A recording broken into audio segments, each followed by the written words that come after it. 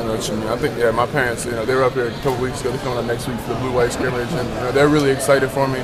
They know this year is a big year, and they're excited, see what the team can do. And they think we have a really special chance this year to, do a lot of good things. And they're really excited for me and the team just to get up here and get the season going. Good for you, man. Thanks. Appreciate it.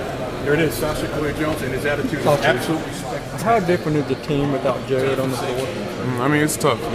First of all, it's our brother, and we hate to see him go down like that. And, we obviously want him to have good health and a speedy recovery, because especially he can do a lot of things on the court. He's a really special player, and we're going to looking forward to being that much stronger when he gets back. But for now, obviously he can do a lot of things, so that's going to leave a gap that a lot of people have to step into, and we all have to add different parts to our game and step into roles we weren't going to do before. I think we're all prepared to do that. Coach said Kevin Knox has been coming on for the last couple of days. What have you seen from him?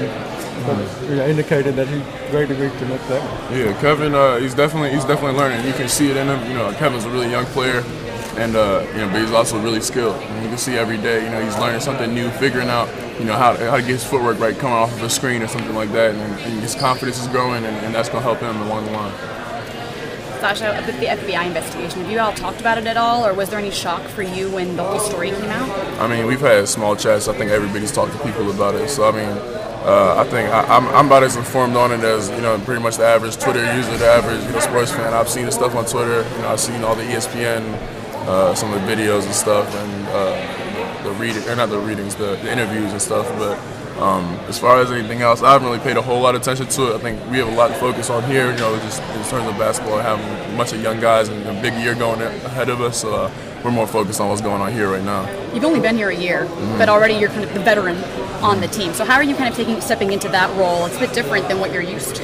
Yeah, I think it was something to be expected coming into this year. Maybe not expected coming into college. Your sophomore year, you're going to be sophomore year, you're going to be a leader on the team. But it's fine. It's been a cool experience. Just trying to help some of these guys out, help some of these guys do some different things that I did last year, and avoid some of those mistakes, and not even just be more prepared going into situations. I think I had a lot of leaders last year that helped me, and I wouldn't have known a lot of things had it not been for Derek and Dom and some of the other older guys that were there last year.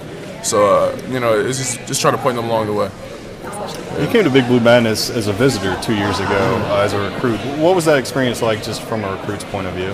It was crazy. It was like nothing I'd ever seen before. I'd been to other Midnight Madnesses and stuff, but it was always in their auxiliary gym or something like that. It was only a couple thousand people in there, but you walked into Big Blue Madness and Rupp, and that's a whole nother, something you've never seen before, really. Like, you've never seen that in my life. 25,000 people screaming, and it was a cool experience. But it was even crazier last year walking out of the curtains and seeing the bright lights and everything, being on stage, and it's just a cool experience. I'm ready to go again tomorrow. You were already committed when you came as a recruit, right?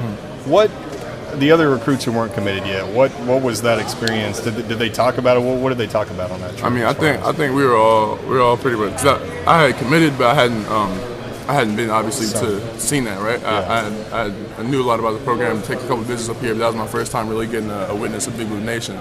So I think we were all kind of taken away, and I was talking to some of those guys like, yeah, this is it, this is the money, this is the way to go, this is a spot. So I think obviously a lot of those guys were excited about it. Maybe not all of them came here, but I think they all recognize that Big Blue Madness and the Big Blue Nation in general is something completely different. Yeah. Thanks a lot.